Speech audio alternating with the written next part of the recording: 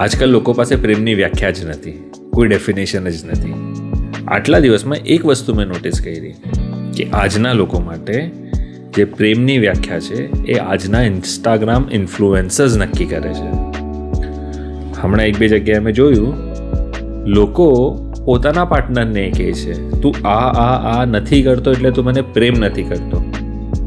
જ્યારે મેં એને પૂછ્યું કે આ બધું ક્યાંથી ખબર પડી કે આવી રીતે કોઈ કન્ડિશન્સના હિસાબે પ્રેમ કેવી રીતે થાય છે, એને મને કીધું, મેં એક રીલ જોઈ હતી ઇન્સ્ટાગ્રામ પર.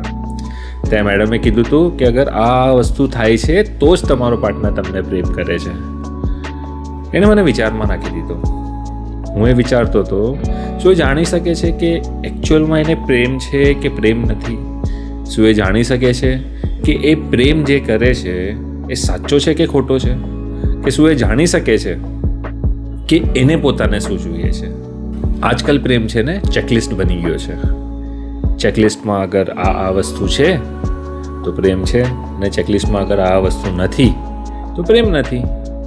આજની ડેટમાં આ જ વસ્તુ ચાલી રહી છે અને હર એક કપલ, હર એક રિલેશનશિપમાં આ વસ્તુ મળી તો પ્રેમ અને ન મળી તો પ્રેમ નથી.